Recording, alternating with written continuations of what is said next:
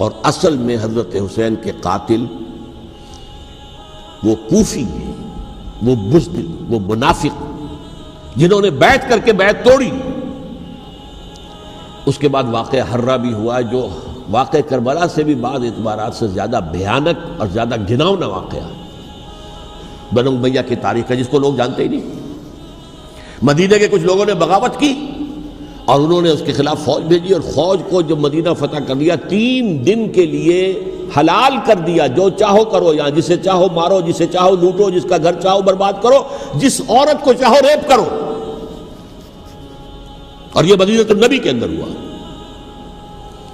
تو کاٹ کھانے والی ملوکیت کے اندر بہت سے واقعات ہوئے۔ عبداللہ ابن زبیر کھڑے ہوئے، انہوں نے حکومت قائم کی تھی، لیکن یہ کہ وہ تو 6 سال کے لیے کامیاب بھی رہے، ایک حکومت قائم کی، بنو امیہ کے ہاتھ پر بیعت نہیں کی، بالآخر ان کی حکومت بھی ختم ہو گئی۔ پھر حضرت زید کھڑے ہوئے، انہوں نے بغاوت کی، وہ بھی ناکام رہ گئے۔ پھر بنو عباس میں کھڑے ہوئے حضرت نفس زکیہ، حضرت حسن رضی اللہ تعالیٰ عنہ کے اولاد میں سے، وہ بھی ناکام ہو گئے، شہید ہو گئے۔ انہوں نے عوام کو ایسا کھڑا کیا ہے کہ 20,000 سے لے کر 30,000 کے درمیان انسانوں نے جانیں دے دی۔ عورتوں کے جلوس نکلے، شیرخوار بچہ گود میں ہے عورت کے، اور گولی کھا رہی ہے اور مر رہی ہے، گر رہی ہے۔ آپ سوچئے زندگی کتنی عزیز ہوتی ہے، اور شیرخوار بچے کے لیے ماں کی جو زندگی ہے، اس ماں کو اپنی زندگی کتنی عزیز تر ہوگی کہ اپنے لیے نہیں تو اس بچے کے لیے مجھے جینا ہے، لیکن نہیں، گولیاں کھائیں اور گری۔ یہ جذبہ انہی میں ہے۔ واقعہ یہ ہے کہ اہل سنت کے اندر یہ جذبہ نہ ہونے کے برابر ہے۔ یہ میں واشگاف الفاظ میں کہہ رہا ہوں۔ پورے عالم اسلام میں صرف شیعہ ایران ایسا نکلا ہے کہ جس نے بادشاہت کا خاتمہ کیا، باقی سعودی عرب میں بادشاہت بیٹھی ہوئی ہے، ڈٹ کر بیٹھی ہوئی، اربوں ڈالر کا ایک ایک محل بنتا ہے ان بادشاہوں کا، اور سنی سن ہے، سن، کوئی حرکت نہیں۔ فرش التراب يضمني وهو غطاء، کہ وہ ایک شخص کا کارنامہ، وہ یہودی فتنہ گر، وہ روح مصدق کا بروز، ہر قبا ہونے کو ہے اس کے جنوں سے تار تار۔ اسی طرح وہ عبداللہ ابن سبا یہودی فتنہ گر۔ آج اہل تشیع میں سے بعض حضرات کہتے ہیں کہ یہ عبداللہ ابن سبا یہ تو افسانوی شخصیت ہے، اس کی حقیقت کوئی تھی ہی نہیں، حالانکہ ان کی اپنی کتاب میں رجال کشی کے اندر اس کا ذکر موجود ہے، اور یہ بھی موجود ہے کہ حضرت علی رضی اللہ تعالیٰ عنہ نے اپنے عہد خلافت میں اسے زندہ جلوایا ہے۔ اس کی وجہ کیا تھی؟ یہ آیا مدینے کے اندر اسلام کا لبادہ اوڑھ کر، اس نے چند عقیدوں کی اشاعت شروع کی۔ سب سے پہلے حضرت علی تو خدا ہیں، گاڈ انکارنیٹ، اوتار کا تصور، جیسے ہندوؤں میں ہے رام چندر جی خدا کا اوتار، اور عیسائیت میں بھی پہلے گاڈ انکارنیٹ کا تصور تھا کہ حضرت مسیح خدا کا اوتار ہے، انکارنیشن آف گاڈ۔ تو اس نے کہا کہ حضرت علی تو خدا کا اوتار ہے، خدا ہے۔ نمبر 2، اس نے کہا کہ ہر نبی کا ایک وصی ہوتا ہے جس کے حق میں وہ وصیت کرتا ہے، تو حضور صلی اللہ علیہ وسلم کے وصی حضرت علی ہیں، لہذا خلیفہ تو اول روز سے حضرت علی ہیں، حضرت ابو بکر، حضرت عمر، حضرت عثمان یہ تو غاصب ہیں، اور حضرت عثمان کی خلافت تھی اس وقت تو خاص طور پر۔ پھر اس نے جو قبائلی عصبیت تھی اسے بھڑکایا۔ پرانی جو عصبیت چل رہی تھی قریش کے اندر، وہ 2 گھرانے ایک دوسرے کے مد مقابل تھے۔ دیکھیے، ایک ہوتا ہے قبیلہ، ایک ہوتا ہے گھرانہ۔ ہمارے پنجاب میں ایک قبیلہ ہے وٹو قبیلہ، اس کے گھرانے بہت سے، مانے کے، لالے کے، فجے کے، شامت کے، یعنی کوئی لالا تھا ان میں سے بڑا، ان کے بیٹے ہو گئے لالے کے، ان کی اولاد، خاندان یہ کہلاتے ہیں۔ قبیلہ ایک، یہ وٹو قبیلہ۔ تو قبیلہ تھا قریش، اس میں گھرانے بہت تھے، بنو ہاشم، بنو امیہ، بنو تیم، بنو عدی، یہ بہت سے گھرانے تھے۔ تو چوٹی کے 2 گھرانے جو تھے وہ بنو ہاشم اور بنو امیہ، ان کے درمیان چپقلش تھی، مقابلہ، مسابقت، اور یہ مسابقت فی الخیر بھی ہوتی تھی۔ اگر انہوں نے غریبوں کو کھانے کھلائے ہیں تو ہم ان سے بڑھ کر کھلائیں گے، اگر وہ حاجیوں کی خدمت کرتے ہیں تو ہم ان سے بڑھ کر کریں گے۔ تو ان کے اندر یہ مسابقت الخیر بھی تھی، لیکن چپقلش تھی کہ کوئی ہم سے آگے نہ نکل جائے، وہ سمجھتا تھا وہ آگے نہ نکل جائے۔ اس شخص نے اس پرانی عصبیت کو تازہ کیا کہ حضور تو بنو ہاشم میں سے تھے، لہذا خلافت حق ہے بنو ہاشم کا، یہ غاصب ہے۔ اس سے پہلے دو خلفاء جو تھے وہ نہ بنو ہاشم سے تھے نہ بنو امیہ سے تھے۔ حضرت ابوبکر بنو تیم میں سے تھے، چھوٹا قبیلہ تھا۔ حضرت عمر بنی عدی میں سے تھے، وہ بھی چھوٹا قبیلہ تھا۔ یہ حضرت عثمان پہلے خلیفہ جو بنو امیہ میں سے تھے، جن کی پرانی چپقلش بنو ہاشم سے تھی، اب اس کو موقع مل گیا کہ پرانی قبائلی عصبیت کو بھڑکائے۔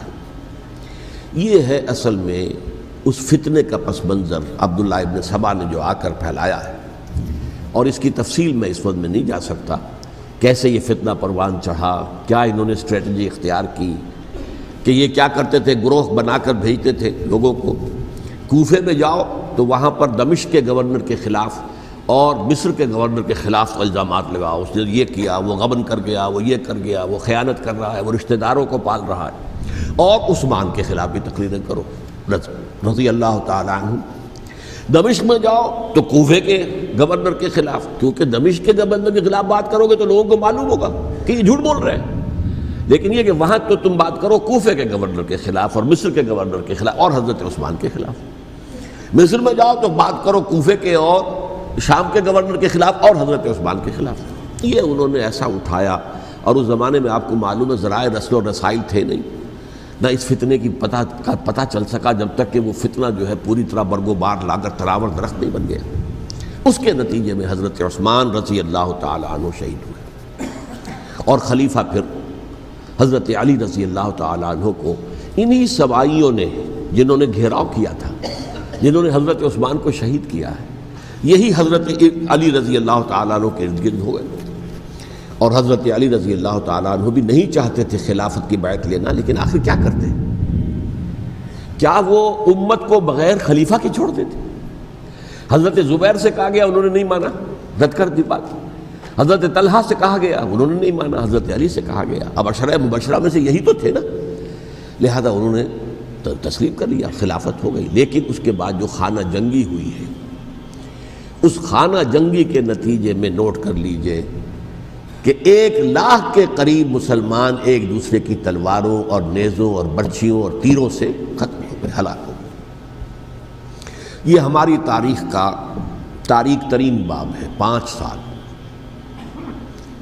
4.5 سال حضرت علی کی خلافت کے، اور 6 مہینے حضرت حسن کی خلافت کے رضی اللہ تعالیٰ عنہ۔ اس سے کیا ہوا کہ ایک طرف تو اسلام کی جو توسیع ہو رہی تھی، تھمتا نہ تھا کسی سے سیل رواں ہمارا، وہ سیلاب رک گیا، انٹرنل سیبوٹاج ہو گئی نا، اب تو اندر ہی آپس ہی میں اگر دست و گریبان ہو گئے تو باہر اب کیا توسیع کرتے ہیں، وہ توسیع کا عمل رک گیا۔ اور یوں سمجھیے کہ جیسے ٹرک اگر کبھی چل رہا ہو، بھرا ہوا ہو، لوڈڈ، اور وہ چڑھائی چڑھ رہا ہو، تو اگر کہیں موشن ٹوٹ جائے، ٹرک کو رکنا پڑے، تو ڈرائیور کے جان پر بن جاتی، اس لیے کہ اس کو دوبارہ سٹارٹ کرنا، اور جبکہ وہ چڑھائی پر ہے، انکلائن پر ہے، آسان کام نہیں ہوتا، خطرہ ہوتا ہے وہ پیچھے جو ہے وہ نہ جائے۔ اور پہاڑی علاقوں میں آپ کو معلوم ہے ذرا پیچھے چلے جانے کا مطلب جو ہے بہت خطرناک جو ہے نتیجہ نکل سکتا ہے۔ بہرحال حضرت علی رضی اللہ تعالیٰ عنہ نے اپنے خلافت میں ایک کام یہ کیا، اب اس کی کیا مصلحتیں تھیں یہ تو انہی کے علم میں ہوگا، ہم قیاس کر سکتے ہیں، میں اس میں نہیں جانا چاہتا۔ ابھی تک خلافت کا مرکز تھا مدینہ منورہ، حضرت ابوبکر، حضرت عمر، حضرت عثمان، وہیں جہاں حضور صلی اللہ علیہ وسلم رہے تھے اور جہاں پر کہ حضور مدفون تھے۔ لیکن حضرت علی نے اپنا مرکز جو ہے وہ کوفہ بنا دیا۔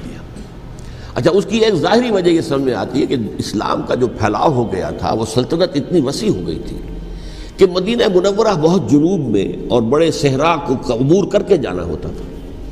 کوفہ جبکہ ایسی مقام پر تھا کہ جہاں سے مشرقی راستہ جا رہا ہے ایران کو، عراق کے اندر تو ہے وہ شہر کوفہ، اور پھر ایران اور خراسان اور ہندوستان کو راستہ جا رہا ہے، وہیں سے شمال کی طرف جا رہا ہے، شام کی طرف اور ترکی کی طرف، اور وہاں سے پھر یہ کہ مغربی افریقہ کو بھی کنٹرول کرنا، جو شمالی افریقہ کو، وہ بھی آسان تھا۔ بہرحال حضرت علی نے کوفہ کو اپنا مرکز بنایا، اور نتیجہ یہ ہوا کہ سبائیوں کا بھی مرکز وہی بن گیا، چونکہ انہوں نے اپنے آپ کو گردا گرد رکھا حضرت علی کے رضی اللہ تعالیٰ عنہ۔ اب ظاہر بات ہے کسی پرٹیکولر پرسن کے خلاف تو کوئی مقدمہ موجود تھا نہیں، بلکہ جب جنگ جمل ہو رہی تھی، ابھی جنگ نہیں ہوئی تھی، حضرت عائشہ، حضرت طلحہ، حضرت زبیر وہ لے کر آئے تھے ایک لشکر اس مطالبے کے لیے کہ حضرت عثمان کے قاتلوں کو سزا دی جائے، قصاص لیا جائے۔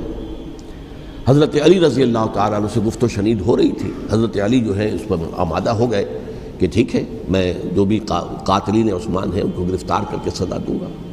عین اسی وقت کوفے کی مسجد کے اندر جو ہے 10,000 کا مجمع کھڑا ہو گیا، ہم سب قاتل عثمان ہیں، لو ہم سے بدلہ کہاں سے لوگے۔ اور انہوں نے کیا کیا، جاتے ہی جنگ چھیڑ دی، جب چھڑ جائے تو یا مرو یا مارو، اس کے سلاوہ تو کوئی چارہ کار ہوتا ہی نہیں۔ ایک رات میں 10,000 مسلمان شہید ہوئے، جن میں 2 عشرہ مبشرہ میں سے حضرت زبیر اور حضرت طلحہ رضی اللہ تعالیٰ عنہ۔ تو یہ صورت تھی، سبائیوں نے گھیراؤ کیا حضرت علی کا رضی اللہ تعالیٰ۔ حضرت معاویہ دعوے دار نہیں تھے خلافت کے، قطعاً نہیں، ان کا صرف ایک دعویٰ تھا، اور وہ یہ تھا کہ عثمان کے قاتلوں کو گرفتار کرو، یا خود سزا دو یا ہمارے حوالے کرو، ہم اس سے قصاص لیں گے۔ اس لیے کہ قبیلہ بنو امیہ کا تھا، اور حضرت امیر معاویہ بنو امیہ میں سے، تو ایک خاندانی طور پر جو ہے ہم قصاص لیں گے ان سے جنہوں نے قتل کیا ہے حضرت عثمان کو۔ لیکن یہاں ظاہر بات ہے کہ حضرت علی رضی اللہ تعالیٰ عنہ کی طرف سے مطالبہ یہ ہوتا تھا، تم پہلے میری بیعت کرو، میرے ہاتھ مضبوط کرو تاکہ میں ان کے خلاف کوئی اقدام کر سکوں۔ لیکن انہیں یہ اندازہ تھا کہ اگر میں نے بیعت کی تو ظاہر بات ہے کہ حضرت علی تک پہنچنے سے پہلے مجھے گردن اڑا دیں گے یہ لوگ، اس لیے کہ سبائی جو ہے وہ آپ کو گھیرے ہوئے۔ بہرحال ایک عجیب الجھاؤ، ایک ڈائلیما تھا جس کی وجہ سے یہ جنگ چلتی رہی، اور حضرت علی رضی اللہ تعالیٰ عنہ کو انہی کے شیعان علی ہی کے اندر سے وہ جماعت علیحدہ ہوئی تھی جس کو ہم خوارج کے نام سے جانتے ہیں، اور ایک خارجی ملجم ابن ملجم ہی نے حضرت علی کو شہید کیا رضی اللہ تعالیٰ عنہ۔ پھر حضرت حسن رضی اللہ تعالیٰ عنہ، اب دیکھیے کس قدر صحیح بات تھی جو حضرت علی رضی اللہ تعالیٰ عنہ نے فرمائی جب ان سے کہا گیا کہ کیا ہم آپ کے بیٹے حسن کے ہاتھ پر بیعت کر لیں رضی اللہ تعالیٰ عنہ۔ فرمایا نہ میں تمہیں اس کا حکم دیتا ہوں نہ میں اس سے روکتا ہوں، یہ تمہارا معاملہ ہے، امرہم شورا بینہم، تم اپنے باہمی مشورے سے جو فیصلہ کرو گے ٹھیک ہے، میں نہ حکم دیتا ہوں نہ روکتا ہوں۔ اس کا کیا مطلب ہے؟ باپ کے بعد بیٹے کی خلافت ہرگز حرام نہیں ہے، ورنہ کہتے کیسے ہو سکتا ہے میرا بیٹا؟ نہیں، یہ نہیں کہا۔ حضرت عمر سے بھی کہا گیا تھا کہ اپنے بیٹے کو نامزد کر دیں، عبداللہ ابن عمر کو، تو انہوں نے جواب میں کیا کہا؟ اسے تو طلاق دینی بھی نہیں آتی۔ انہوں نے اپنی کسی زوجہ کو طلاق دی تھی، اور اس میں جو صحیح ترین طریقہ ہے وہ اختیار نہیں کیا تھا، انہیں طلاق دینی تک نہیں آتی تو میں اسے خلیفہ بنا دوں۔ یہ نہیں کہا تھا کہ باپ کے بعد بیٹا خلیفہ نہیں ہو سکتا، یہ تو نہیں تھا، کہیں حرام نہیں ہے، نہ کتاب و سنت میں، نہ کوئی حدیث ہے، نہ کہیں قرآن مجید میں۔ تو حضرت علی نے بھی فرمایا رضی اللہ تعالیٰ، نہ میں روکتا ہوں نہ حکم دیتا ہوں، یہ تمہارا اپنا معاملہ ہے۔ بہرحال حضرت حسن رضی اللہ تعالیٰ عنہ نے حضرت امیر معاویہ سے صلح کر لی، خلافت ان کے سپرد کر دی۔ دیکھیے میں حضرت ابوبکر، حضرت عمر، حضرت عثمان، حضرت علی کے ساتھ حضرت حسن کے دور خلافت کو بھی خلافت راشدہ میں سے سمجھتا ہوں، اور تبھی 30 سال پورے ہوتے ہیں اس حدیث کے مطابق کہ حضور نے فرمایا خلافت 30 برس رہے گی، پھر ملوکیت آ جائے گی۔ تو حضرت حسن کا بہت بڑا کارنامہ یہ ہے کہ اس خانہ جنگی کا دروازہ بند کر دیا، اور یہ پیشن گوئی تھی حضور کی صلی اللہ علیہ وسلم حضرت حسن کو، جب بچے تھے حضور کے انتقال سے پہلے، میرا یہ بیٹا مسلمانوں کے 2 گروہوں میں صلح کرائے گا، یہ حضور کی پیشن گوئی تھی، اور وہ پیشن گوئی حضرت حسن کے علم میں بھی ہوگی یقیناً۔ بہرحال انہوں نے صلح کی حضرت امیر معاویہ کے ساتھ رضی اللہ تعالیٰ عنہ، خلافت ان کے حوالے کر دی، اور کچھ شرائط تھیں طے ہو گئی، اللہ خیر صلی اللہ۔ حضور کی تو یہ پیشن گوئی جو ہے صحیح ثابت ہوئی کہ میرا یہ بیٹا مسلمانوں کے 2 بڑے گروہوں کے درمیان صلح کرا دے گا، اور سبائیوں نے انہیں تانے دیے، یا عار المومنین، اے مومنوں کے لیے موجب عار، موجب شرم، تم نے بزدلی دکھائی ہے، تم نے امیر معاویہ کو خلیفہ تسلیم کر لیا، تم نے بزدلی دکھائی، معاذ اللہ ثم معاذ اللہ ثم معاذ اللہ۔ اب میں کچھ باتیں حضرت امیر معاویہ کے بارے میں کہنا چاہتا ہوں، اس لیے کہ وہاں اس میں نے حضرت معاویہ کے بارے میں یہ تو بہت شدت کے ساتھ کہا تھا، اور میں اب بھی اس پر قائم ہوں اور پوری طریقے سے قائم ہوں۔ میرا مستقل موقف یہی ہے کہ حضرت معاویہ رضی اللہ تعالیٰ عنہ کے دور خلافت کو ہم خلافت راشدہ میں شامل نہیں سمجھتے، اہل سنت میں سے کوئی بھی نہیں سمجھتا. لیکن اس کے ساتھ میں نے حضرت امیر معاویہ کے کچھ مناقب بھی بیان کیے تھے تاکہ پلڑا جو ہے ترازو کا اس کے دونوں پلڑے سامنے آ جائیں. لیکن یہ کہ وہ حصہ میرے اس بیان کا نکال دیا گیا، ختم کر دیا گیا. یہ میں نہیں جانتا کہ اس میں کیا مصلحت دیکھی گئی ہے. اس میں تو کسی کے لیے کوئی معاملہ ایسا نہیں تھا کسی کے جذبات کو جو ہے وہ ٹھیس پہنچانے والا. کیونکہ میں نے کہا وہ خلیفہ راشد نہیں تھے، صاف میں نے کہا، بلکہ وہ دور ملوکیت کا آغاز ان سے ہو گیا ہے. بلکہ جب ایک صاحب نے یہ کہا کہ کربلا کے بعد سے دور ملوکیت آ رہی تھی تو میں نے کہا نہیں جناب، دور ملوکیت تو 20 سال پہلے پوری ہو چکی تھی، شروع ہو چکی تھی. حضرت امیر معاویہ کے بھی 20 سال جو ہے وہ دور ملوکیت میں شمار ہوتے ہیں. انہیں کسرى العرب بھی کہا گیا، عرب کے کسریٰ، جو شہنشاہ ایران کا خطاب تھا حضرت معاویہ رضی اللہ تعالیٰ عنہ کو کسرى العرب کہا گیا، عرب کا کسریٰ یہ. لیکن دوسری طرف یہ ہے کہ وہ صحابی رسول ہیں رضی اللہ تعالیٰ، حضور کے برادر نسبتی بھی ہیں، حضور کے سالے ہیں. ان کی ہمشیرہ ام حبیبہ حضور کی زوجہ محترمہ ہیں، ام المومنین ہیں، ام حبیبہ رضی اللہ تعالیٰ عنہ. پھر کس قدر معتمد علیہ تھے حضور کے کہ کاتبان وحی میں شامل تھے. وحی کی کتابت کرنے والے چند لوگ تھے جنہیں کہ حضور کہتے تھے کہ اب یہ آیت لکھ لو. ان میں سے ایک امیر معاویہ بھی رضی اللہ تعالیٰ. تو بڑے توازن کی ضرورت ہے. دیکھیے صحابہ کرام کا جہاں تک تعلق ہے، اہل سنت کا موقف یہ ہے کہ صحابہ تو کلہم عدول، صحابہ سب کے سب نیک نیت ہیں اور ان کی روایت جو ہے قبول کی جائے گی، رد نہیں کی جائے گی، ان پر کوئی جرح و تعدیل نہیں ہوگی. اس لیے کہ ان کا تزکیہ محمد الرسول اللہ صلی اللہ علیہ وسلم نے کیا تھا. لہٰذا یہ تو ہو سکتا ہے کہ کسی صحابی سے کوئی خطا ہو جائے، لیکن وہ خطا اجتہادی ہوگی، نیت کی خطا نہیں ہوگی، نیت کی غلطی نہیں ہوگی. اگر کسی صحابی کی نیت پر حملہ کیا جائے تو یہ اصل میں طعن ہے، حملہ ہے حضور پر کہ وہ تربیت دے نہیں سکے اپنے ساتھیوں کو. معاذ اللہ ثم معاذ اللہ ثم معاذ اللہ، وہ تزکیہ کر ہی نہیں سکے. 3 جگہ جو قرآن میں آیا ہے یتلو علیہم آیاتہ ویزکیہم، تو کیا تزکیہ کیا؟ اگر ان کے قریب ترین ساتھی جو تھے، اگر ان کے اندر بھی بدنیتی تھی اور دنیا کی طلب تھی اور دنیا کے اندر اقتدار حاصل کرنے کا جذبہ تھا تو پھر کیا تزکیہ کیا؟ معاذ اللہ ثم معاذ اللہ. لہذا صحابہ سب کے سب عدول ہیں اور ان سے اختلاف ممکن ہے، لیکن ان کی نیت پر حملہ نہیں ہو سکتا. تو حضرت امیر معاویہ کی شخصیت ایک چیز ہے، آپ کا دور خلافت دوسری چیز ہے. شخصیت کے اعتبار سے صحابی رسول ہیں، برادر نسبتی ہیں حضور کے صلی اللہ علیہ وسلم. اور پھر یہ کہ اس قدر معتمد علیہ ہے صحابہ میں سے کہ وہ کاتبان وحی، یہ عام آدمی کے کرنے کا کام نہیں تھا جو وحی کی کتابت کرے، اللہ کے کلام کی.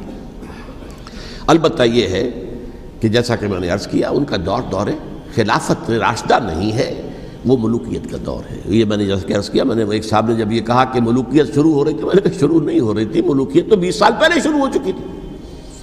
اسی طریقے سے ایک صاحب نے کہا تھا کہ اسلام کو قائم کرنے کے لیے حضرت حسین میدان میں آئے. میں نے کہا یہ بھی غلط ہے، اسلام تو 60 سال پہلے قائم ہو چکا تھا. نبی اکرم صلی اللہ علیہ وسلم کے دست مبارک سے اسلام قائم ہو گیا. جاء الحق وزهق الباطل ان الباطل كان زهوقا. پھر 30 برس تک وہ کامل شکل کے اندر قائم رہا. تو اسلام جو ہے وہ جو ہے در حقیقت اب قائم کرنے والی بات نہیں تھی. البتہ اس کے اندر زوال شروع ہو گیا تھا. اس زوال کے عمل کو روکنے کے لیے حضرت حسین میدان میں آئے. یہ ایک چیز کو صحیح تاریخی پرسپیکٹو میں رکھنا. تو جس طرح سے دین کو قائم کرنے کے لیے دیکھیں، قائم تو کیا محمد رسول اللہ صلی اللہ علیہ وسلم والذین معہ رضی اللہ تعالیٰ عنہ، انہوں نے کیا تھا. ہاں اب جو ہے وہ اپنی اس شاندار حیثیت سے نیچے گرنے لگا تھا. وہ میں بعد میں عرض کروں گا کہ میں نے اسے کیا عرض کیا تھا کہ یہ اس زوال کو روکنے کے لیے کسی طریقے سے یہ اپنی اصل حقیقت میں قائم رہے. یہ حضرت حسین رضی اللہ تعالیٰ عنہ کے سعی تھے. اچھا، حضرت امیر معاویہ کے جو 20 سال ہیں وہ پورے امن، سکون، اطمینان، کوئی جھگڑا، کوئی فساد، کوئی اختلاف، کوئی باہمی خاندانی، کچھ نہیں. 20 سال. یہ بھی تاریخ کی بڑی چشم کشا حقیقت ہے جو عام طور پر لوگوں کے علم میں نہیں ہے. سبائی بھی دبکے رہے. حضرت امیر معاویہ کی حکومت اتنی مضبوط تھی، کنٹرول، کہ ان کو کچھ سر اٹھانے کا موقع نہیں ملا. موجود تھے، دبکے رہے. جیسا کہ میں نے کہا ریولوشن کے آخری مرحلے پر آ کر جو مخالفین ہیں وہ دب جاتے ہیں کہ پھر دیکھیں گے موقع ملے گا تو پھر لیں گے ان سے حساب کتاب۔ 20 سال رہے ہیں پورے امن کے، 10 سال کے بعد یعنی درمیان میں ہے حضرت امیر معاویہ کا عہد خلافت۔ ایک صحابی جو کہ بزرگ صحابہ میں سے ہیں، مغیرہ ابن شعبہ رضی اللہ تعالی عنہ، وہ آتے ہیں اور وہ کہتے ہیں کہ دیکھیے امیر المومنین، کتنی بڑی خانہ جنگی رہی تھی مسلمانوں کی آپس میں، اور اب بھی اگر آپ کسی کو نامزد کیے بغیر چھوڑ گئے امت کو تو پھر خانہ جنگی ہو جائے۔ 1 لاکھ اس وقت جو ہے وہ ہلاک ہوئے تھے، نہ معلوم اب کتنے ہلاک۔ لہٰذا آپ اپنی زندگی ہی میں نامزد کر دیجئے کسی کو خلیفہ، ولی عہد بنا دیجئے۔ حضرت امیر معاویہ نے ابتداءً جو ہے انکار کیا نہیں، لیکن ان کے دلائل ایسے تھے وزنی، اور میں سمجھتا ہوں کہ وہ بات صحیح تھی جو مغیرہ ابن شعبہ نے کہی، اس لیے کہ اب صحابہ کرام میں سے جو کبار صحابہ تھے وہ تو سب دنیا سے رخصت ہو چکے تھے۔ اب تو یا صغار صحابہ رہ گئے تھے جو حضور کے زمانے میں بچے تھے، حضرت حسن، حضرت حسین، عبداللہ ابن زبیر، یہ بچے ہی تھے نا، یا تو وہ تھے، اور یا بالکل نو مسلم تھے، اور نو مسلموں میں بڑی تعداد وہ تھی جو ایرانیوں کی تھی، شامیوں کی تھی، ادھر کی تھی، تو ان کو تو ظاہر بات ہے کہ تربیت نبوی سے کیا خلافت راشدہ سے بھی اکثر و بیشتر کو کوئی حصہ ملا ہی نہیں۔ تو اس صورت میں اب وہ اعلیٰ ترین معیار پر حکومت کے نظام کو قائم کرنا ممکن نہیں ہے۔ کوئی قبائلی عصبیت جب تک حکومت کی پشت پر نہیں ہوگی، حکومت مستحکم نہیں ہوگی۔ یہ گویا کہ ایک جس کو کہتے ہیں کہ حقیقت بینی، واقعیت پسندی، ایک آئیڈیلزم ہے اور ایک ریئلزم ہے کہ آپ فیکٹس آن دی گراؤنڈ کو غور کریں، سوچیں اس کے اوپر اور پھر کوئی فیصلہ کریں۔ اس اعتبار سے پھر حضرت امیر معاویہ نے بات مان لی اور بیعت لے لی لوگوں سے حضرت یزید کے لیے کہ یہ خلیفہ ہوں گے میرے بعد، اس کو ولی عہدی کہتے ہیں۔ اچھا، اس وقت 5 افراد ایسے تھے کہ جنہوں نے اس سے اختلاف کیا، یہ بات بہت اہم ہے۔ میرا کتابچہ ہے سانحہ کربلا، اس کے کچھ نسخے آج یہاں ہوں گے، آپ لوگ پڑھیے اسے غور سے اور پھیلائیے تاکہ حقیقت سامنے آئے۔ 5 افراد کون تھے جو ہونے چاہیے؟ ابو بکر فوت ہو گئے، ان کے بیٹے عبد الرحمن ابن ابی بکر۔ عمر فوت ہو گئے، ان کے بیٹے عبداللہ ابن عمر۔ عباس فوت ہو گئے، ان کے بیٹے عبداللہ ابن عباس۔ زبیر فوت ہو گئے، ان کے بیٹے عبداللہ ابن زبیر۔ اور حضرت حسن جو ہے ان کا انتقال ہو چکا تھا، حضرت علی کے بیٹے حضرت حسین رضی اللہ تعالی عنہ مجمعین۔ حضرت حسن کے بارے میں ایک فریق کا کہنا یہ ہے کہ انہیں زہر دے کر ہلاک کیا گیا، اہل تشیع کا قول یہ ہے، جبکہ اہل سنت کہتے ہیں کہ نہیں، وہ اپنی جو بھی طبی موت تھی اس سے ان کی وفات۔ لیکن میں اس میں نہیں جانا چاہتا، اس لیے کہ یہ مائکرو ہسٹری جو ہے نا، وہ تو ایک ایک واقعے کے لیے ادھر کی روایات کیا، ادھر کی کیا ہیں، ان کے پاس کیا دلائل، یہ تو کسی ریسرچ اسکالر کا موضوع ہے، میرا موضوع نہیں ہے۔ لیکن بہرحال یہ 5 حضرات تھے جنہوں نے ولی عہدی کی بیعت نہیں کی، لیکن حضرت معاویہ اتنے حلیم الطبع انسان تھے، انہوں نے جبر نہیں کیا، کوئی تشدد نہیں کیا۔ ٹھیک ہے، ولی عہدی کی بیعت نہیں کر رہے، کوئی بات نہیں، میری بیعت تو کی ہوئی ہے نا، ابھی تو میں زندہ ہوں، بات ختم ہو گئی، میری بیعت کو تو نہیں توڑا انہوں نے، فسخ بیعت نہیں کی۔ اس اعتبار سے انہوں نے نہ کوئی تشدد کیا، نہ جبر کیا، نہ کوئی مواخذہ کیا۔ لیکن جب امیر معاویہ کا انتقال ہو گیا، اب ولی عہدی کی بجائے وہ اب خلافت کی بیعت ہوئی، سب لوگوں نے بیعت کر لی۔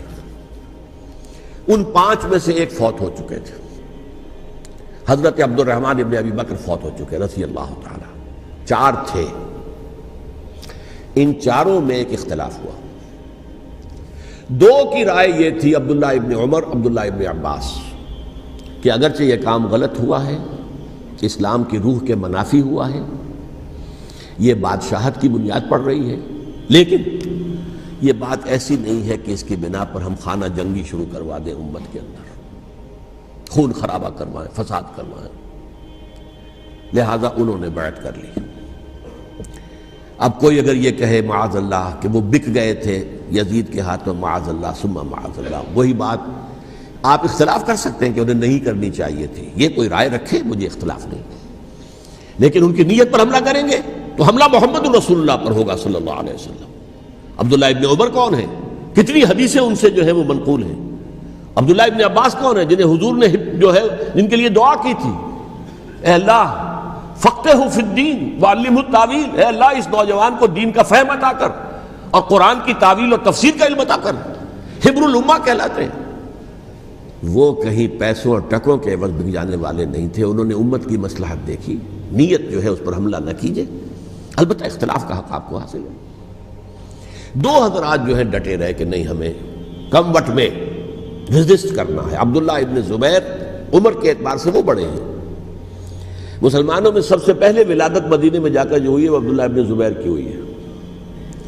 ہجرت کر کے جب مہاجرین وہاں پہنچے، کچھ عرصے تک کسی کے ہاں کوئی اولاد نہیں ہوئی، تو لوگوں نے تانے دینے شروع کر دیے کہ معلوم ہوتا ہے کہ یہاں آ کر یہ مکے کے رہنے والے جو ہیں کمزور ہو گئے ہیں، ان کے ہاں اولاد ہی نہیں ہو رہی۔ پھر عبداللہ ابن زبیر کی ولادت ہوئی ہے، یہ حضرت ابو بکر کے نواسے ہیں، حضور کی زوجہ محترمہ حضرت عائشہ کی بہن حضرت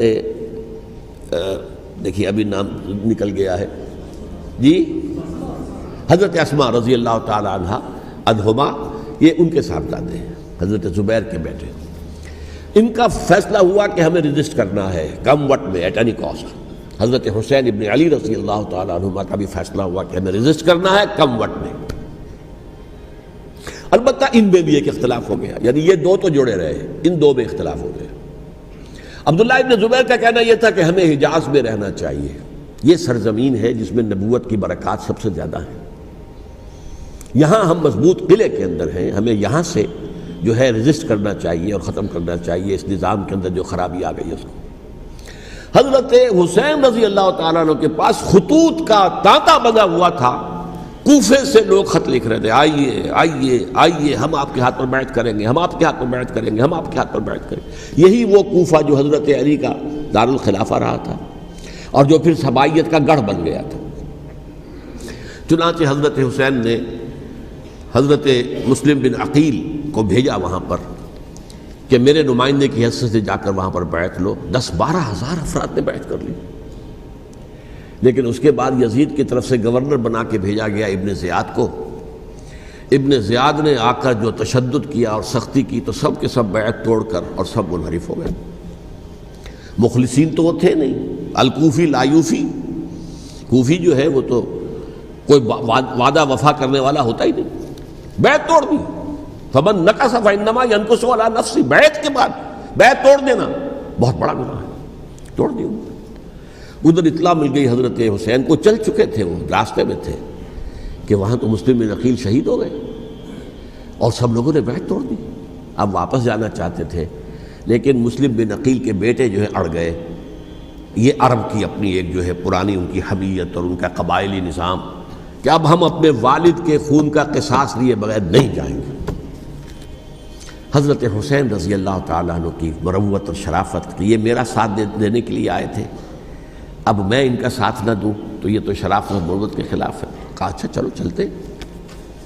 وہاں جا کر بھی عین اپنے میدان کے اندر بھی حضرت حسین رضی اللہ تعالیٰ عنہ نے 3 چیزیں پیش کی ان کوفیوں کے لشکر کے خلاف۔ سب سے بڑا لشکر کے اندر سب سے بڑے تو کوفی تھے جنہوں نے بیعتیں کی ہوئی تھی حضرت حسین کے ساتھ۔ دیکھو مجھے جانے دو واپس حجاز کی طرف، یا مجھے سرحدوں پر بھیج دو تاکہ میں کافروں کے ساتھ جنگ کرتے ہوئے اپنی جان دے دوں، یا مجھے یزید کے پاس جانے دو، میں اپنا معاملہ اس سے طے کر لوں۔ لیکن کوفیوں کو یہ گوارا نہیں تھا۔ اگر یہ یزید کے پاس پہنچ گئے تو ہمارا کچا چٹھا بیان کر دیں گے کہ مجھے تو ان لوگوں نے ورغلا کر بلایا تھا۔ اس لیے کہ دیکھیے حضرت امیر معاویہ کے 20 سالوں کے دوران میں بتا چکا ہوں، ان کی حکومت اتنی مستحکم تھی کہ اس کے خلاف کوئی فتنہ اٹھانا ممکن نہیں تھا۔ اب چونکہ ایک چینج اوور ہوا تھا، اور چینج اوور میں آپ کو معلوم ہوتا ہے کہ ایک جس کو کہتے ہیں every thing is in the melting پاٹ، ابھی تو یہ درمیان کے اندر معاملہ ہے، تو انہیں موقع ملا، سر اٹھایا حضرت حسین رضی اللہ تعالیٰ عنہ کو، جو خطوط لکھے جس کے کہ تھیلے کے تھیلے اور بوریوں کی بوریاں بھری ہوئی حضرت حسین کے ساتھ تھی، وہ کہا کہ آئیے ہم آپ سے بیعت کریں گے۔ انہوں نے نہیں مانا، اور اصل میں حضرت حسین کے قاتل وہ کوفی ہیں، وہ بزدل، وہ منافق، جنہوں نے بیعت کر کے بیعت توڑی، اور اب وہ آ گئے کہ اگر یہ حسین رضی اللہ تعالیٰ عنہ بچ کر کہیں یزید کے پاس پہنچ گئے تو پھر ہمارا کچا چٹھا جو ہے وہ سامنے آ جائے گا اور ہماری پھر شامت آ جائے گی، لہذا انہوں نے قتل کیا حضرت حسین کو رضی اللہ تعالیٰ عنہ۔ ایک بات جو علامہ ڈاکٹر قلب صادق نے فرمائی، اور میرے علم میں یہ بات پہلے نہیں تھی، وہ یہ کہ حضرت حسین کے قتل کا فتویٰ ایک بہت بڑے مفتی نے دیا تھا۔ یہ بات بھی ذرا سمجھ لیجیے، حضرت حسین رضی اللہ تعالیٰ عنہ کے قتل کا فتویٰ ایک بہت بڑے مفتی نے دیا تھا۔ کیوں دیا تھا؟ اس لیے کہ حضور کی احادیث موجود ہیں کہ جب ایک شخص کی ایک خلیفہ کی بیعت ہو جائے تو دوسرا اگر کھڑا ہو تو اسے قتل کر دو، کھلی حدیث۔ اسی لیے ایک بہت بڑے مفسر بھی ہیں، فقیہ بھی ہیں، قاضی ابن العربی رحمۃ اللہ علیہ، ایک ابن عربی ہیں الف لام کے بغیر، ابن عربی، وہ بہت بڑے صوفی ہیں، فلسفی ہیں، اندلس کے ہیں۔ یہ قاضی ابن العربی ہیں جنہوں نے قرآن کی ایک تفسیر لکھی ہے اس اعتبار سے کہ صرف ان آیات کی تفسیر جن سے کہ فقہی احکام جو ہیں ان کا استنباط ہوتا ہے۔ یہ دو تفسیریں اس طور سے لکھی گئی ہیں قرآن مجید کی، احکام القرآن ان کا نام ہے دونوں کا، جن میں سے ایک جو ہے قاضی ابن العربی کی ہے۔ ان کا ایک جملہ نقل ہوتا ہے، قتل الحسین بسیف جدہ، حسین قتل ہو گئے اپنے ہی نانا کی تلوار سے۔ وہ تلوار کیا تھی؟ جب کسی کی بیعت ہو چکی ہو پھر کوئی کھڑا ہو مدعی خلافت، قتل کر دو۔ میرے نزدیک حضرت حسین مدعی خلافت نہیں تھے، یہ بات اس وقت سامنے لوگوں کے نہیں آئی، بلکہ حکومت نے یہ باور کرا دیا کہ یہ تو باغی ہے، یہ مدعی ہے خلافت کے۔ انہوں نے تو دعویٰ نہیں کیا خلافت کا، وہ تو صرف اس عمل کو روکنے کے لیے میدان میں آئے تھے۔ اور اس بات کو اچھی طرح سمجھ لیجئے کہ اس وقت تک یہ جو تصور آج ہمارے پاس ہے کہ ریاست علیحدہ ہے، حکومت علیحدہ ہے، state of Pakistan, we are loyal to the state of Pakistan, ہم ریاست پاکستان کے وفادار ہیں، گورنمنٹ آف پاکستان کے وفادار نہیں ہیں، we are not loyal to the government. Government تو کبھی بے نظیر کی تھی، ہم اس کے خلاف تحریک چلا رہے تھے، یا کبھی کسی اور کی تھی اس کے خلاف تحریک چل رہی ہے، یا کبھی ضیاء الحق کی تھی اس کے خلاف تحریک چل رہی ہے۔ گورنمنٹ کو بدلنا تو عوام کا حق ہے، آج، اس وقت نہیں تھا۔ اس وقت ریاست اور حکومت کا کوئی فرق نہیں تھا، لہذا جو حکومت سے اختلاف کرے گویا کہ باغی ہے۔ یہ ہے اصل میں وہ پیچیدہ مسئلہ کہ کیوں کسی مفتی نے فتویٰ دے دیا، اس لیے کہ اس وقت تک ریاست اور حکومت کا فرق واضح نہیں تھا دنیا پر۔ یہ تو ابھی کوئی 100-150 سال کی بات ہے کہ آج ہمارا جو پولیٹیکل سائنس کا ایولیوشن ہوا ہے وہ اس اسٹیج تک پہنچ گیا ہے کہ اسٹیٹ علیحدہ ہے، حکومت علیحدہ ہے۔ حکومت تو اسٹیٹ کے 3 آرگنز میں سے ایک آرگن ہے، ایڈمنسٹریشن حکومت کی ہے، جوڈیشری ہے اور لیجسلیچر ہے، 3 آرگنز ہیں بڑے بڑے، ان میں سے ایک ہے۔ تو حکومت کو بدلنا تو عوام کا حق ہے، چاہے وہ ووٹ کے ذریعے بدلیں، چاہے ایجیٹیشن، اگر پرامن ایجیٹیشن ہے اس سے حکومت کو بدلنے کا حق حاصل ہے دستوری طور پر ہر اعتبار سے۔ اس وقت یہ نہیں تھا، لہذا صورتحال یہ بن گئی کہ حکومت وقت نے باور کرا دیا مسلمانوں کو، ورنہ سوچئے نواسۂ رسول کو قتل کرنا کوئی آسان کام تھا؟ آخر سب کلمہ گو تھے کہ نہیں تھے؟ کلمہ گو تو تھے نا، اور حضور سے عقیدت اور محبت میں کمی، لیکن یہ کہ فتویٰ اگر ایک بہت بڑے مفتی کا، جو کہ حضرت علامہ ڈاکٹر قلب صادق صاحب نے فرمایا، مجھے اس مفتی کا نام بھی معلوم نہیں، کہ ایک مفتی ہی کا فتویٰ تھا وہ، جس کے بنا پر اب ان لوگوں نے حضرت حسین کو قتل کیا، اور یہی وجہ ہے کہ انہوں نے پھر خیموں کو بھی آگ لگا دی۔ وائی، حالانکہ دیکھیے اگر دشمنی کا انتقام ہوتا تو حضرت علی بن حسین جو بیمار تھے، جو بعد میں زین العابدین رحمۃ اللہ علیہ کے نام سے پھر یہ اہل تشیع کے چوتھے امام معصوم ہیں، حضرت علی، حضرت حسن، حضرت حسین، اور پھر حضرت علی بن حسین زین العابدین رحمۃ اللہ علیہ، کیا ان کو بھی قتل کر دیتے؟ حضرت حسین کی نسل ہی ختم ہو جاتی، لیکن نہیں کیا۔ آگ کیوں لگائی؟ آگ اس لیے لگائی کہ وہ جو ڈاکومنٹری پروف ہے ہماری غداری کا یزید کے خلاف حضرت حسین کو جو ہم نے دعوت دی، وہ جو ڈاکومنٹری پروف خطوط کی شکل میں موجود ہے وہ ختم ہو جائے، ڈسٹرائے ہو جائے۔ اس کے لیے انہوں نے خیموں میں آگ لگائی۔ بہرحال یہ ہے تاریخی پس منظر، یہ اسی سبائی فتنے کا تسلسل ہے جس نے سب سے پہلے حضرت عثمان کی جان لی رضی اللہ تعالیٰ عنہ، 5 سال تک مسلمانوں میں خانہ جنگی رکھی. حضرت علی کو پھر شہید کیا، اور اس کے بعد جو ہے 20 سال حضرت امیر معاویہ کے تو سر نہیں اٹھا سکے، لیکن پھر جب ایک چینج اوور ہو رہا تھا تو اس وقت انہوں نے موقع غنیمت سمجھا کہ اب کھڑے ہو جاؤ اور اب دوبارہ ایک فتنہ جو ہے اس کو امت کے اندر پیدا کر دو. اچھا، اس معاملے میں ایک بات جو میں نے وہاں کہی کہ ہمارے ہاں شاعرانہ جو مبالغہ آمیزی ہے، یہ میری گفتگو کا حصہ انہوں نے حذف کر دیا ہے. اور میں نے ایک سنی شاعر، بہت بڑے عالم، جن کے حوالے سے آج بھی میری تقریر ہوگی خالق جناح ہال میں، مولانا محمد علی جوہر کے ایک شعر کے حوالے سے کہا کہ قتل حسین اصل میں مرگ یزید ہے، اسلام زندہ ہوتا ہے ہر کربلا کے بعد. میں نے کہا بالکل محمل شعر ہے، اسلام مرا ہی نہیں تھا، زندہ ہونے کا کیا سوال. اور اگر کسی درجے میں مزمحل یا زخمی ہوا تھا تو وہ تو رہا، کربلا کے بعد بھی رہا، یزید کی حکومت بھی رہی، بنو امیہ کی حکومت بھی چلی، کوئی تبدیلی تو نہیں آئی. یہ کیا کہہ رہے ہیں؟ اسلام زندہ ہوتا ہے کربلا کے بعد. میں نے کہا اسلام مرا نہیں تھا. جیسے میں نے یہ کہا کہ ملوکیت جو ہے وہ اب شروع نہیں ہوئی، ملوکیت تو 20 برس پہلے شروع ہو چکی تھی حضرت امیر معاویہ کے. لیکن ظاہر بات ہے کہ حضرت حسن نے، حضرت حسین نے اس کو قبول کیا، اور حضرت حسین نے تو پھر 10 سال تک ولی عہدی جو تھی چاہے بیعت نہیں کی لیکن اس کے خلاف میدان میں آ کر چیلنج تو نہیں کیا. اس اعتبار سے یہ معاملہ جو ہے اسلام زندہ ہوتا ہے کربلا کے بعد، یہ بے تکی بات ہے. ہاں، حضرت شاہ اسماعیل شہید رحمۃ اللہ علیہ کی اگر میں تشبیہ کو، تمثیل کو سامنے رکھوں تو اسلام کی عمارت 6 منزلہ ہے، 6ٹھی منزل ٹاپ کی وہ گر گئی، 5 منزلیں انٹیکٹ تھیں، اسلام مرا نہیں تھا.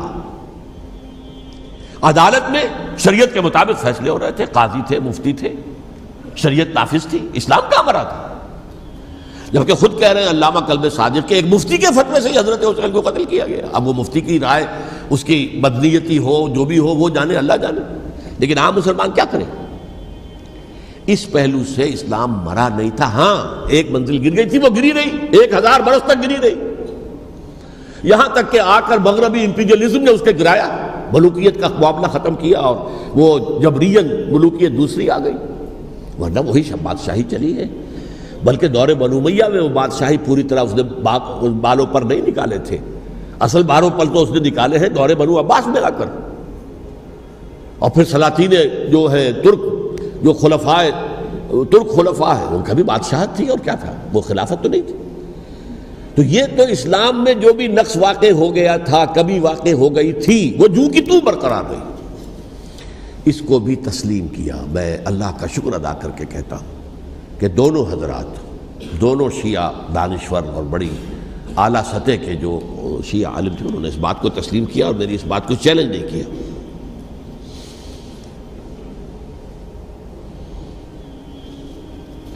اصل میں تیسری بات میں نے یہ کہی کہ دیکھیے حضرت حسین رضی اللہ تعالی عنہ کی اس شہادت کے بعد،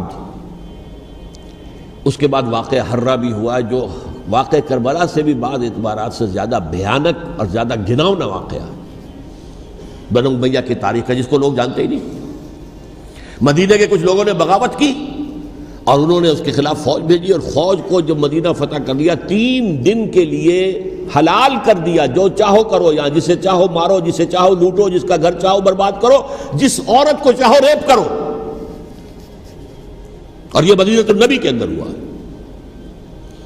تو کاٹ کھانے والی ملوکیت کے اندر بہت سے واقعات ہوئے. عبداللہ ابن زبیر کھڑے ہوئے، انہوں نے حکومت قائم کی تھی، لیکن یہ کہ وہ تو 6 سال کے لیے کامیاب بھی رہے، ایک حکومت قائم کی، بنو امیہ کے ہاتھ پر بیعت نہیں کی، بالآخر ان کی حکومت بھی ختم ہو گئی. پھر حضرت زید کھڑے ہوئے، انہوں نے بغاوت کی، وہ بھی ناکام رہ گئے. پھر بنو عباس میں کھڑے ہوئے حضرت نفس زکیہ، حضرت حسن رضی اللہ تعالیٰ عنہ کے اولاد میں سے، وہ بھی ناکام ہو گئے، شہید ہو گئے. پھر یہ سمجھ لیا گیا کہ اب یہ جہاں تک 6ٹھی منزل ہے وہ تو دوبارہ تعمیر نہیں ہو سکتی. یہ تو جس کی لاٹھی اس کی بھینس، جس کے پاس طاقت ہوگی اس کی حکومت ہوگی، جس کا قبیلہ زیادہ قوی ہوگا، جس قبیلے میں زیادہ عصبیت ہوگی، مضبوط ہوگا، متحد ہوگا، طاقتور ہوگا، اسی کی حکومت ہوگی. البتہ اس کے نیچے لوگوں کے اخلاق کی اصلاح کرو، صوفیاء کرام نے وہ کام اپنے ذمے لیا، اور بالکل وہی کام ہے کہ جو ائمہ اہل بیت کرتے رہے۔ حضرت حسن کی اولاد میں پھر حضرت علی بن حسین رضی اللہ تعالی، حضرت حسین کی اولاد میں پھر امام محمد باقر، امام محمد جعفر صادق، اور اس کے بعد بھی 5 اور، کسی نے بغاوت نہیں کی۔ جیسے علماء کرام کام کر رہے تھے اور جیسے صوفیاء کرام کام کر رہے تھے، ایسے ہی وہ مسلمانوں کی علمی تربیت، روحانی تربیت و تزکیہ کر رہے تھے۔ کسی نے حکومت کو چیلنج نہیں کیا۔ نوٹ کر لیجیے اس بات کو۔ حضرت علی نے بھی چیلنج نہیں کیا تھا، حضرت حسن نے چیلنج نہیں کیا، خود صلح کر لی۔ تو ائمہ اہل بیت جو 12 یہ گنتے ہیں، جن میں سے آخری جو ہے حضرت مہدی کو تو ابھی ظاہر ہونا ہے، ان کے عقیدے کے مطابق وہ روح پوش ہیں، وہ ظاہر ہوں گے، لیکن 11 حضرات کے بارے میں یہ کہ حضرت حسین کے سوا کسی نے بھی چیلنج نہیں کیا وقت کے نظام میں، اور حضرت حسین نے بھی اس مغالطے پر کیا کہ کوفی ساتھ دیں گے، اور یہ موقع ہے کہ یہ جو 6ٹھی منزل اسلام کی گر گئی ہے اسے دوبارہ تعمیر کر دیا جائے۔ انہوں نے خلافت کا دعویٰ نہیں کیا تھا، یہ انہیں عوام کو مغالطے میں مبتلا کیا گیا کہ یہ خلافت کا مدعی ہو کر سامنے آیا۔ جیسا کہ میں نے آپ سے کہا تھا، امیر معاویہ نے حضرت علی کے عہد خلافت میں کبھی خلافت کا دعویٰ نہیں کیا، مدعی خلافت نہیں تھے وہ تو یہ کہتے تھے کہ قاتلان حسین جو ہے، قاتلان عثمان کو سزا دو، قصاص دو، بس۔ اسی طرح حضرت حسین نے بھی، اب دیکھیے اس ضمن میں اس میں کوئی شک نہیں ہے، حضرت حسین رضی اللہ تعالی عنہ کی جو شہادت ہوئی ہے، اور ان کے ساتھیوں کی، اعزاء و اقارب کی، تاریخ انسانی میں یہ عزم، ہمت، شجاعت، مثابرت، صبر، استقلال، استقامت، اس کی بہت روشن مثال ہے، بہت روشن مثال ہے، بہت روشن مثال ہے، لیکن اس سے تاریخ کی رفتار پر کوئی اثر نہیں پڑا۔ وہ جو ملوکیت آ گئی تھی وہ اور گہری سے گہری ہوتی چلی گئی۔ واقعہ کربلا کے بعد تو واقعہ ہررا ہوا میں نے گنوا دیا، اس سے زیادہ تو میرے خیال میں کہ اور ہمارے لیے لائق شرم جو ہے کوئی واقعہ ہے ہی نہیں اس پہلو سے۔ لیکن حضرت حسین کا ایک، اب ان کو یہ کہ میں، مطلب یہ کہ اگر میں ان کے ہاتھ پر بیعت کر لیتا ہوں، جو کہ اس وقت سامنے موجود تھے، کہ یزید کی بیعت تمہارے ہاتھ پر کرتا ہوں، تو گویا کہ اپنے آپ کو سرنڈر کر دیتے۔ وہی خطرہ جو امیر معاویہ کو تھا کہ مجھے وہ تو پہنچنے بھی نہیں دیں گے علی تک رضی اللہ تعالیٰ عنہ، اور مجھے پہلے ہی شہید کر دیں گے، یہی خطرہ حسین کو تھا رضی اللہ تعالیٰ عنہ کہ مجھے یزید تک پہنچنے نہیں دیں گے، پہلے ہی قتل کر دیں گے۔ اور ویسے بھی یہ ایک شرافت، مروت اور حمیت اور غیرت اور عزت نفس کا تقاضا بھی تھا کہ بھائی معاملہ ہے یزید کا، میرا مجھے وہاں جانے دو، اللہ اللہ خرسلہ، یو کین اسکورٹ می، میرے دائیں بائیں چلو تاکہ میں کہیں اور بھاگ نہ جاؤں تمہارے خیال میں، مجھے وہاں پہنچا دو، میں وہاں پہ جا کے اسے معاملہ کر لوں۔ لیکن انہوں نے قتل کیا، اصل قاتلان کوفی، وہی سبائی۔ البتہ یہ ہے کہ اس واقعے کی جو یادگار ہے اس میں کوئی شک نہیں ہے کہ اس نے مسلمانوں میں سے ایک گروہ کے دل میں قربانی اور شہادت کا جذبہ بہت پیدا کیا، اس میں کوئی شک نہیں۔ اور جس طریقے سے کہ عاشورہ محرم میں یاد منائی جاتی ہے، جس طریقے سے اس نے اہل تشیع کے اندر قربانی کا جذبہ بے انتہا پیدا کر دیا، اگرچہ وہ جذبہ بروئے کار نہیں آتا، اس لیے کہ ان کے ہاں یہ عقیدہ ہے، یہ طے ہے کہ جب تک حضرت مہدی ظاہر نہیں ہوں گے ہم کسی کے خلاف بغاوت نہیں کریں گے۔ یہ پوری تاریخ میں ان کا معاملہ رہا، تمام جو ہے ائمہ اہل بیت کا معاملہ رہا، جب تک مہدی نہیں آتے keep sitting and keep waiting, wait and see, that's all. یہ تو خمینی صاحب نے کیا ہے، آیت اللہ خمینی صاحب نے، کہ انہوں نے یہ ایران کے شیعوں کو باور کرایا کہ بھائی جب آئیں گے حضرت مہدی آ جائیں گے، لیکن ہم اب ہاتھ پر ہاتھ رکھ کر بیٹھے رہیں، باطل کو چیلنج بھی نہ کریں، ہمیں کچھ تو کرنا چاہیے، وہ ہاتھ پاؤں ہلانے چاہیے، اور کچھ نہیں تو مہدی کا راستہ جو ہے صاف کرنا چاہیے، تمہید کرنی چاہیے، ان کے راستہ ہموار کیا جائے۔ تو یہ ان کی بڑی عظمت ہے آیت اللہ خمینی صاحب کی کہ اہل تشیع ایران کے جو ہے ان سے انہوں نے یہ بات منوا لی کہ ہم بالکل انرٹ نہیں بیٹھے رہیں گے، بلکہ اب انہیں نائب امام قرار دے کر اور ولایت فقیہ کے فلسفے کے حوالے سے یہ دو چیزیں ان کی جو ہیں بنیادی فلسفے کی ہیں، وہ اس وقت میرا موضوع نہیں ہے۔ انہوں نے عوام کو ایسا کھڑا کیا ہے کہ 20,000 سے لے کر 30,000 کے درمیان انسانوں نے جانیں دے دی، عورتوں کے جلوس نکلے، شیرخوار بچہ گود میں ہے عورت کے، اور گولی کھا رہی ہے اور مر رہی ہے، گر رہی ہے۔ آپ سوچئے زندگی کتنی عزیز ہوتی ہے، اور شیرخوار بچے کے لیے ماں کی جو زندگی ہے، اس ماں کو اپنی زندگی کتنی عزیز تر ہوگی کہ اپنے لیے نہیں تو اس بچے کے لیے مجھے جینا ہے، لیکن نہیں، گولیاں کھائیں اور گری۔ یہ جذبہ انہی میں ہے۔ واقعہ یہ ہے کہ اہل سنت کے اندر یہ جذبہ نہ ہونے کے برابر ہے۔ یہ میں واشگاف الفاظ میں کہہ رہا ہوں۔ پورے عالم اسلام میں صرف شیعہ ایران ایسا نکلا ہے کہ جس نے بادشاہت کا خاتمہ کیا، باقی سعودی عرب میں بادشاہت بیٹھی ہوئی ہے، ڈٹ کر بیٹھی ہوئی، اربوں ڈالر کا ایک ایک محل بنتا ہے ان بادشاہوں کا، اور سنی سن ہے، سن، کوئی حرکت نہیں۔ وہ تو اب جو حرکت ہو رہی ہے وہ اینٹی امریکن حرکت ہے جو ہو رہی ہے، وہ در حقیقت وہ مسئلہ بالکل دوسرا ہے جو اس وقت ہو رہا ہے، لیکن یہ کہ عالم اسلام میں کوئی تحریک ایسے نہیں اٹھی۔ یہ اہل تشیع میں ہے، جو بالکل استثنائی بات ہے کہ انہوں نے جو ہے ایک ایسا بادشاہ جس کو کہا جاتا تھا کہ اس کا جو اسلحہ خانہ ہے وہ ایشیا میں سب سے بڑا اسلحہ خانہ ہے، جو 2500 سالہ پرانی جو ایک عظمت تھی ایران کی، اس کو دوبارہ تازہ اور زندہ کرنا چاہتا تھا۔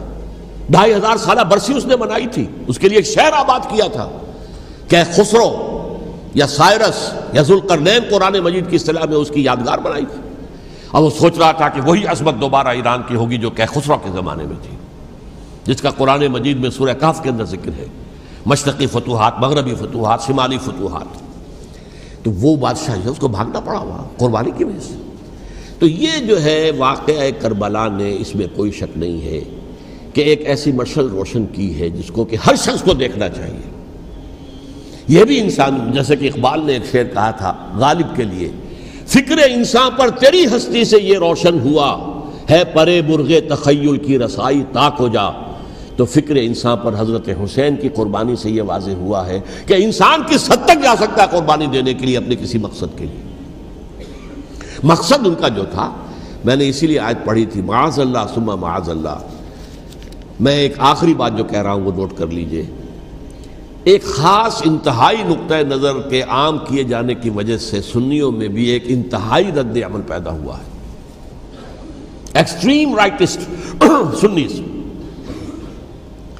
اگر ایک طرف سے حملہ کیا گیا ہے حضرت عثمان کی نیت پر، ان کو خیانت کا الزام لگایا گیا، ان پر اقربا پروری کا الزام لگایا گیا، حضرت ابو موسیٰ شریف پر خیانت اور غداری کا الزام لگایا گیا، یہ ساری چیزیں اگر صحابہ کرام کے اوپر ہوئی ہیں، امیر معاویہ پر، امیر اور عمرو بن العاص پر، تو جواب میں کچھ لوگ کھڑے ہو گئے۔ حضرت علی وہ اقتدار کے طالب تھے، معاذ اللہ ثم معاذ اللہ ثم معاذ اللہ۔ یہ اہل سنت کا موقف نہیں ہے۔ حضرت حسین اقتدار کے طالب تھے، ہرگز نہیں، ہرگز نہیں، ہرگز نہیں۔ وہی اصول جو میں نے بتایا تھا سب کے لیے لاگو رہے گا، وہ امیر معاویہ کے لیے ہے تو حضرت علی کے لیے بھی ہے، حضرت حسین کے لیے بھی ہے۔ یہ نیک نیت ہے، آپ ان کی کسی رائے سے اختلاف کر سکتے ہیں لیکن ان کی نیت پر حملہ نہیں کریں گے۔ نیت پر حملہ کریں گے آپ کا ایمان بالرسالت جو ہے وہ مجروح ہو جاتا ہے۔ یہ رسول کے ساتھ بھی ہے، رسول نے ان کا تزکیہ کیا، یتلو علیہم آیاتہ ویزکیہم، اس کا سارا عمل محمد کا کیا ہوا ہے صلی اللہ علیہ وسلم۔ تو صحابی کے معاملے میں یہ ہمارے ہاں ان کو اہل سنت جو ہیں جو معتدل مزاج کے، اور اکثریت ان کی، یہ تو چند لوگ ہیں، ذرا قلم چلا لیتے ہیں تو ان کی بہت سی کچھ چھوٹی چھوٹی کتابیں بھی شائع ہو گئی ہیں بہت، لیکن انہیں اہل سنت نے قرار دیا ناسبی یا خارجی۔ جیسے خوارج نے کہا تھا حضرت علی بھی کافر ہے اور حضرت امیر معاویہ بھی کافر ہیں، حضرت عمرو بن العاص بھی کافر ہے، معاذ اللہ ثم معاذ اللہ۔ ایسے ہی کچھ لوگ حضرت حسین پر بھی الزام لگاتے ہیں کہ اقتدار کی ہوس اور طلب کے اندر انہوں نے یہ سارا سفر کیا تھا، اور بس یہ ہے کہ وہ جو بازی تھی وہ ہار گئے۔ اللہ اللہ خیر صلی اللہ، اس سے آگے کیا ہے معاملہ؟ نہیں، معاذ اللہ ثم معاذ اللہ۔ اسی لیے میں نے آیت آج جو پڑھی تھی ایک اور جو بہت بظاہر آپ کو معلوم ہوئی ہوگی، غیر متعلق ہے میرے آج کے عنوان سے، تلک الدار الآخرۃ نجعلھا للذین لا یریدون علوا فی الارض ولا فسادا۔ یہ سورہ قصص کے آخری آیات میں سے۔ دیکھو یہ آخرت کا گھر جو ہے وہ ہم خاص کر دیں گے ان لوگوں کے لیے جو اس زمین میں اپنے اقتدار کے طالب نہیں ہوتے. زمین میں اقتدار کے طالب ہوگے فساد ہو جائے گا. تم بھی طالب میں بھی طالب، جھگڑا ہوگا، لڑائی ہوگی، دنگا ہوگا، فساد ہوگا.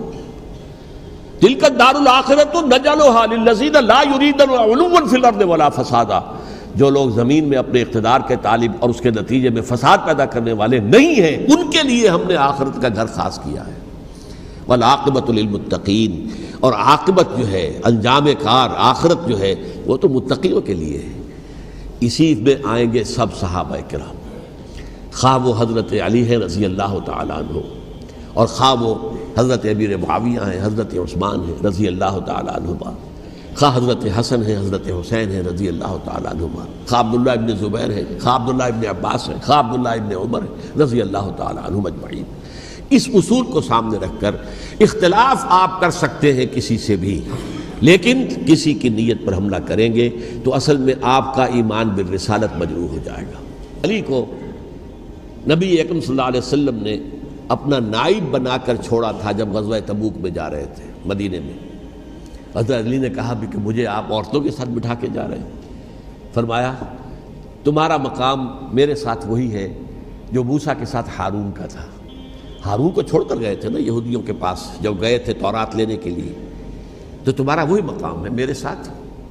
تو یہ حضرت علی ہے رضی اللہ، ان کے بارے میں میرا، ان کی کیا عظمت میری نگاہ میں. تو یہ 3 کتابچے ہیں، مجھے نہیں معلوم تیسرا یہاں ہے یا نہیں ہے. بہرحال آپ لوگوں کو ریکمینڈ کر رہا ہوں کہ ان کا مطالعہ کریں. اب یہ کہ آخری بات یہ کہ اصل ہمارے کرنے کا کام کیا ہے. دیکھیے کیوں نہیں کیا کسی نے بھی خروج کا معاملہ، وہ میں واضح کر چکا ہوں. بغاوت نہیں کی، کیوں؟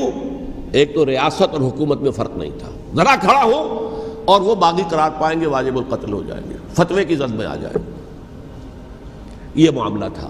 اور دوسرے یہ کہ عمارت پوری گری نہیں تھی، ایک منزل گری تھی نا. آج ہم کہاں کھڑے ہیں؟ پوری عمارت گری ہوئی ہے. نہ شرعی عدالتیں ہیں، نہ شرعی فیصلے ہیں، نہ احکام الہی نافذ ہیں، نہ حدود اور قصاص کے معاملات، کچھ بھی نہیں. ہمارا فرض کیا ہے؟ حضرت حسین کی مدح کرتے رہیے، تعریف کرتے رہیے، صحابہ کرام کی مدح کرتے رہیے، مدح صحابہ، اس کے لیے مجلسیں قائم ہو رہی. بھائی کر کیا رہے ہو؟ تھے تو آبا وہ تمہارے ہی، مگر تم کیا ہو؟ ہاتھ پر ہاتھ دھرے منتظر فردا ہو. تلک امت قد خلت لہا ما کسبت ولکم ما کسبتم. وہ تو ایک امت تھی جو چلی گئی، اللہ کے ہاں پہنچ گئے. جو کچھ انہوں نے کمایا وہ ان کے لیے، تمہارے لیے نہیں ہے. تمہارے لیے وہ ہوگا جو تم کماؤ گے. ہمارے لیے راستہ اب یہی ہے کہ خلافت راشدہ کے مکمل نظام کو اثر نو قائم کرنے کے لیے منہج انقلاب نبوی کو اختیار کریں. میری کتاب اس پر، کیسٹس اس پر، آڈیو کیسٹس، ویڈیو کیسٹ، سی ڈیز، نہ معلوم ڈی وی ڈی، سب کچھ موجود. سیرت النبی پر تو میں عرض کر چکا ہوں. فلسفہ سیرت النبی سمجھنا ہے تو میری کتاب پڑھیے، ورنہ سیرت النبی آپ پڑھ لیں گے، واقعات معلوم ہو جائیں گے، فلسفہ سیرت سامنے نہیں آئے. اس کا آپ مطالعہ کریں گے میری کتاب سے. اور دوسرے یہ کہ یہ خلافت قائم کرنے کے لیے جو جد و جہد ہم کر رہے ہیں، تحریک خلافت پاکستان جس کا میں داعی ہوں ادنا سا، وہ تنظیم نہیں ہے، میں اس کا امیر نہیں، وہ ایک تحریک ہے. جیسے تحریک پاکستان کہلاتی تھی جس کی تنظیم تھی مسلم لیگ، پارٹی کا نام مسلم لیگ تھا، لیکن تحریک پاکستان. اس طرح تحریک خلافت پاکستان وہ ہم نے چلائی ہے تنظیم اسلامی کے تحت. یہ خلافت جب پہلی چلی تھی آج سے 84 سال قبل، نومبر 1921 میں خالق دینا ہال میں وہ مقدمہ چلا تھا، جس کے نتیجے میں بڑے بڑے جو لیڈر تھے ہمارے، مولانا محمد علی جوہر اور مولانا حسین مدنی اور مولانا ابوالکلام آزاد، ان سب کو 2 سال کی قید کی سزا سنائی گئی تھی. بغاوت، مقدمہ بغاوت، یہ خالق دینا ہال. اسی میں سن 91 یا 92 میں نے 3 دن تقریریں کی تھیں، جن میں آج سے پھر میں 3 تقریریں کرنے والا ہوں. ایک آج شام کو، ایک کل شام کو رات 9 بجے، آج بھی کل بھی، ایک پرسوں اتوار کی صبح کو 10 بجے ہے کیا 11 بجے. تو ان میں آپ حضرات شرکت فرمائیں تاکہ اصل جو ہمارے کرنے کا کام ہے، تاریخ کو بھی سمجھنا چاہیے، تاریخ کے عوامل کیا ہیں، کیا پس پردہ عوامل کار فرما تھے، کیا کسی شے کی اصل حقیقت ہے، وہ سمجھنا چاہیے. لیکن یہ ہے کہ اس اعتبار سے میں نے جب یہ لفظ استعمال کیا تھا اس مذاکرے میں لپ سروس، کہ یہ ہم صرف لپ سروس کرتے رہے، مدح کے بیان کرتے رہے، منقبت بیان کرتے رہے، حضور کی نعتیں کہتے رہے، تو اس سے تو بات نہیں بنے گی جب تک کہ وہ فرض منصبی شہادت علی الناس کا جو ہمارے ذمے ہے بحیثیت امت محمد صلی اللہ علیہ وسلم اس کو ادا نہ کرے۔ مجھے خوشی ہے کہ اس کی بھی تائید دونوں حضرات نے کی، ہاں یہ لپ سروس کا معاملہ ہے۔ اللہ تعالی حضرت حسین کے نقش قدم پر چلتے ہوئے، بلکہ اصل میں تو ہمارے لیے اسوہ رسول ہے محمد صلی اللہ علیہ وسلم کا، اس پر چلتے ہوئے ہم پاکستان میں اسلام کا نظام خلافت قائم کرنے کی جد و جہد کریں۔ اقول قولی ھذا واستغفر اللہ لی ولکم ولسائر المسلمین والمسلمات۔